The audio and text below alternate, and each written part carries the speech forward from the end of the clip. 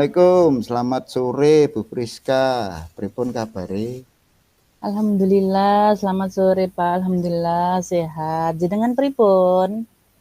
Nggih, sebenarnya ini saya ada sedikit masalah Ibu. Jadi saya bingung Aduh, nggih. dengan Masalah apa nggih Pak? niki penyaluran tenaga kerja, penyaluran kerja Ibu, tepatnya untuk alumni SMK saya. Jadi saya masih belum yakin apakah mereka itu siap menghadapi dunia kerja atau tidak. Oh gitu, nggih nggih nggih. Lah, jadi kita sedang membahas tentang masalah penyaluran kerja untuk alumni SMK nggih Pak? Nggih, Ibu leres. Nggih. Eh, Lah di sini mari kita fokus Pak pada pemahaman situasinya dulu. Bagaimana penyaluran kerja untuk alumni SMK biasanya dilakukan oleh Pak Slamet? Saya pengennya itu mendapatkan wawasan Ibu atau pengetahuan tentang bagaimana saya bisa lebih efektif menyiapkan alumni saya untuk menghadapi dunia kerja. Karena saya merasa tanggung jawab untuk memberikan bekal mereka, karena saya kan ngajarnya di kelas 3, otomatis anak-anak tanya kerjaan pun ke saya. Cuman nanti masalahnya kan dek siap ndaknya mereka itu tadi. Hmm, jadi tantangan dalam penyusuan mereka dalam dunia kerja nggih Pak? Nggih. Nggih lah. Di sini bagaimana rencana Pak Slamet dalam meningkatkan penyaluran kerja alumni nanti Pak? Biasanya setelah mereka lulus, saya itu koordinasi dengan beberapa perusahaan ataupun bengkel-bengkel, Bu, terkait untuk menyalurkan mereka. Namun beberapa alumni itu kadang masih sudah dapat kerja, nggih. Itu masih sulit atau memiliki kesulitan untuk menyesuaikan diri. Jadi ada yang nggak kuat dengan pekerjaannya lah, atau ada yang nggak begitu kompeten dengan pekerjaannya lah. Jadi kurang kurang bisa menerima kalau tuntutan pekerjaan itu banyak, beda dengan sekolah. Nggih.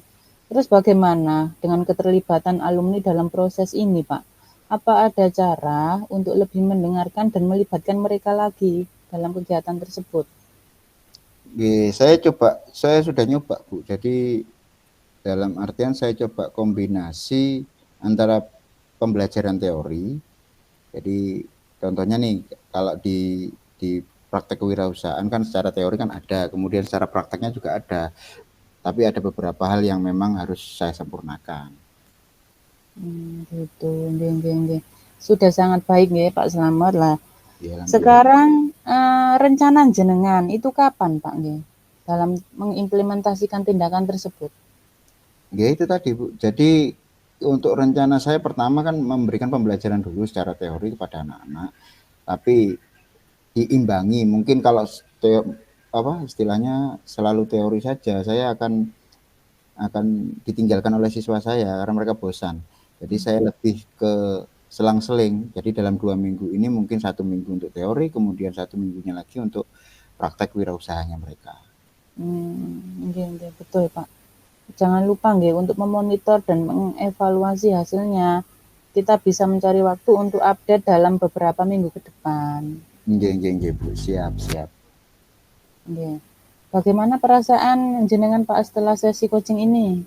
Nggih, alhamdulillah saya punya gambaran untuk bagaimana merencanakan tindak lanjut dari pembelajaran saya, terutama untuk menyiapkan siswa SMK ini yang nantinya akan lulus untuk bisa menyesuaikan diri dengan dunia kerjanya nanti. Saya kira itu Ibu, jadi dalam artian nggih matur suwun sekali karena panjenengan sudah membuka atau istilahnya menggali potensi saya yang tadinya saya masih ragu, saya alhamdulillah sudah bisa mengatur alur mulai dari mana bahkan sampai dengan tindak lanjut seperti apa yang akan saya lakukan. Nggih, alhamdulillah. Saya sangat mendukung program dari Pak Slamet ini. Semoga rencana jenengan berjalan dengan lancar dan berhasil membawa putra-putri siswa SMK panjenengan untuk eh, memperoleh lapangan pekerjaan sesuai dengan keinginannya. Amin, amin Ibu. Terima kasih Bu Priska. Sami-sami.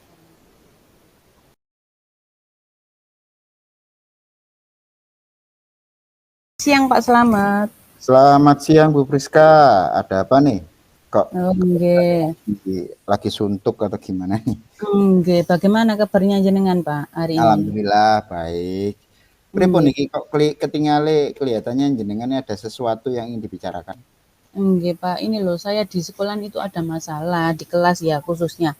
Karena saya ini sedang mengajar di kelas 2, jadi di sini itu saya menerapkan pembelajaran berdiferensiasi dan ada satu siswa saya ini yang mempunyai masalah dalam penerimaan materi yang saya sampaikan karena mengingat siswa satu saya tadi itu belum bisa membaca dan menulis. Jadi saya itu masih eh, perlu angan-angan bagaimana cara yang terbaik untuk solusi terbaik dari masalah ini, Pak. Nggih. Sekarang yang kita bahas karena kita coaching ini nggih. Jadi Nggih. yang kita bahas sekarang ini apa sih tujuannya Bu Friska atau apa yang ingin Bu Friska capai dengan menerapkan pembelajaran berdiferensiasi? Iya, jadi tujuan saya ingin agar setiap siswa itu dapat belajar sesuai dengan tingkat pemahaman mereka. Lah, namun saya itu merasa sulit, Pak, karena menyesuaikan materi untuk satu siswa dengan siswa yang lain. Nggih, nggih, nggih, nggih. Sekarang hambatan yang paling Bu Friska rasakan dalam menyesuaikan materi untuk satu siswa ini, nopo? Ya, saya itu perlu waktu yang banyak, Pak, sebenarnya, nggih. Karena waktu saya di kelas itu sangat terbatas dalam membimbing siswa satu ini, jadi perlu ada waktu tambahannya. Dan selanjutnya saya juga butuh kerjasama dengan orang tua wali demi kemajuan siswa tersebut. Wah, bagus Bu Friska. Lah, Nggih. saat ini rencananya jenengan, rencananya Bu Friska sendiri, langkah apa yang akan jenengan ambil untuk menghadapi terutama di kerjasama dengan orang tua wali murid ini tadi? Nggih, saya pikir saya perlu menambah jam belajar di luar sekolah seperti les nggih. Jadi setelah sekolah satu siswa ini saya dampingi untuk les, untuk tambahan belajar. Eh, dan saya akan berkolaborasi dengan orang tua siswa tersebut tentang perkembangan anak tersebut gitu, Pak. Terus saat ini rencananya jenengan melakukan aksi apa? Untuk memastikan, untuk memastikan rencananya jenengan ini berjalan dengan baik niku napa nggih? Ya, yang pertama saya itu akan menyusun jadwal les atau jam tambahan supaya orang tua itu ngerti kenapa kok anak ini belum pulang gitu. Jadi saya ngabari orang tua karena anak ini perlu ada bimbingan, jadi saya akan membuat jadwal les dulu. Terus bekerja sama dengan orang tua, artinya saya sebagai guru di sekolah jadi mendampingi siswa saya ini untuk belajar di sekolah. Nah, di sini juga saya itu perlu bantuan orang tua karena mereka juga harus mendampingi anak tersebut untuk belajar di rumah. Jadi kita itu butuh kerjasama yang baik. Nah, di sini eh, saya juga akan berdiskusi juga dengan teman sejawat saya yang mempunyai kasus yang sama, Pak. Jadi saya membutuhkan solusi dari mereka bagaimana saya bisa eh, mendidik anak ini supaya bisa membaca dan menulis. Fokus saya hanya itu, Pak, sekarang karena siswa saya kelas 2 nggih. Nggih, nggih, nggih, nggih. Nggih. Ya, kalau dilihat dari semuanya, ya alhamdulillah. Saya yakin kok jenengan punya kapasitas untuk ngatasi ini. Jadi dilihat dari langkahnya juga sudah sangat positif, sumber daya jenengan juga, lingkungan jenengan juga mendukung. Jadi saya pikir tidak perlu ragu lagi dalam artian untuk masalah ini saya kira easy buat jenengan. Nggih. Alhamdulillah, Pak, kalau gitu nggih. Saya juga butuh dukungan dari panjenengan. Ya, terima kasih, Pak.